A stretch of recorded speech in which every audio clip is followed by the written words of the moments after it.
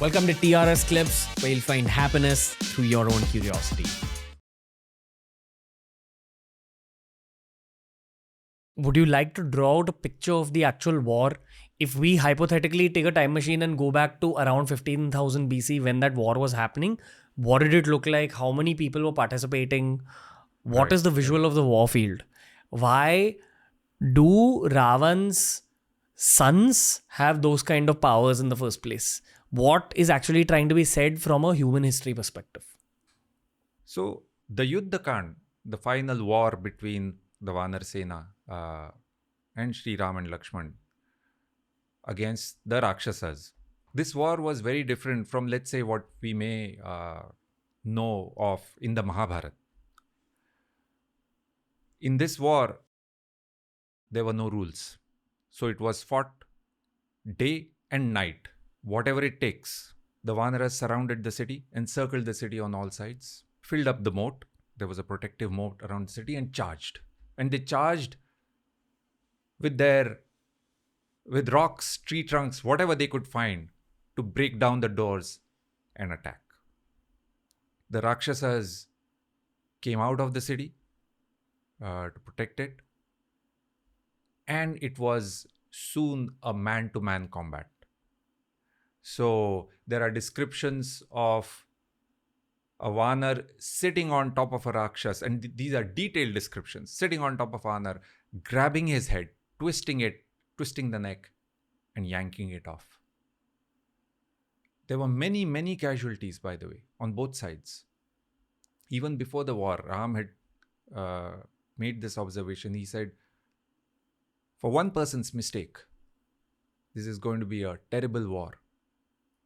And Valmiki describes, dead bodies and blood, that because of the fighting, the dust had been kicked up, right? And you could hardly see. And after a while, the dust settled down because of all the blood. And what emerged was a picture of limbs and dead bodies and so on. There were millions upon millions of Vanaras, according to the description. Now, there could be some exaggeration in this, but it was a very intense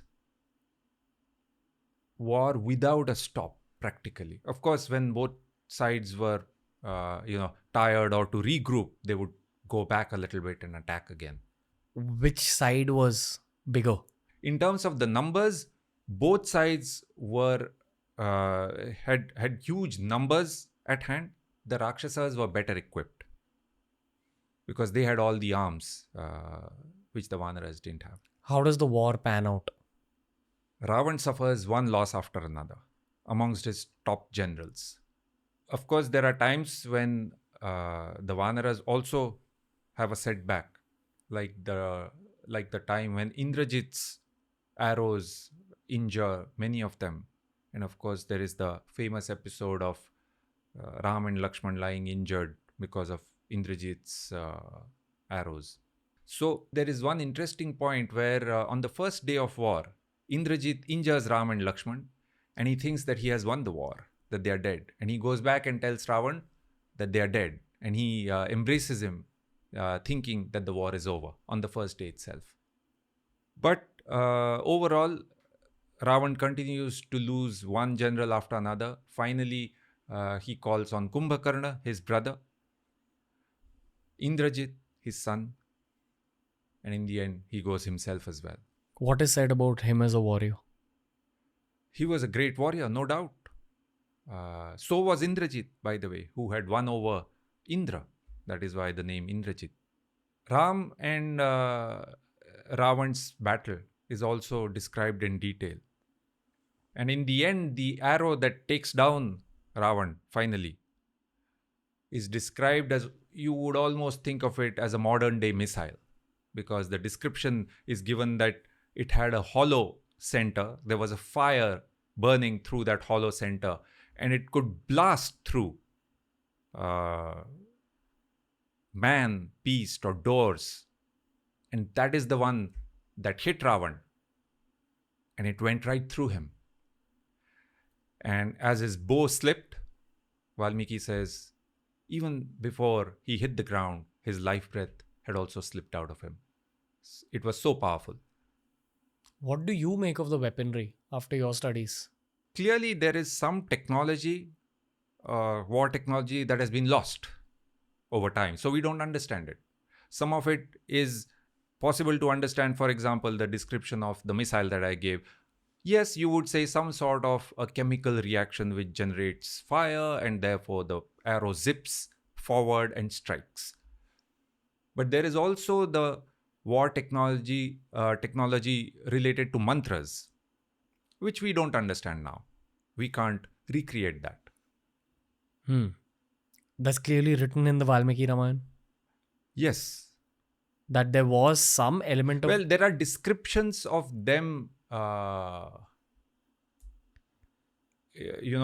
using mantras to fire up weapons. So Vishwamitra taught Ram and Lakshman about a lot of weapon systems. And how they exactly work, we don't know. But then what's written in the Valmiki Ramayana? For example, there is a list of weapons, right? There's a long list. And I suppose that was clear for someone at that time what it meant. In fact, some of these weapons were also told that, all right, for that astra, there are two variants, the dry and the wet type. Okay. So it's a listing. Wow. Okay. Yeah. So it's not just limited to the Vimanas, because that's what's made it to the West. The West knows about knowledge about the Vimanas. Yeah. But there's also chemical weapons, missiles. Other technology which could have been lost over time. Okay. What fascinated you? And by the way, the Vimanas, you would have heard of the Pushpak Viman, but there was not only one Viman in Ravan's Lanka. Actually, there were multiple Vimans parked like a parking lot outside his palace. That's how it's described. Okay. Yeah. What fascinated you the most amongst all this weaponry talk? What fascinated me was that the Vanaras had nothing in terms of this weaponry. But what they did have was strength and courage. And they quickly overcame, from a war point of view, the Rakshasas had a strategic advantage that they were powerful from a distance, right? They had weapon systems. And all the Vanaras could do was throw things. They had to be close enough to do that. And the Rakshasas gave up this critical strategic advantage by not acting soon enough, allowing the Vanaras to come close. Mike Tyson. You go in and destroy.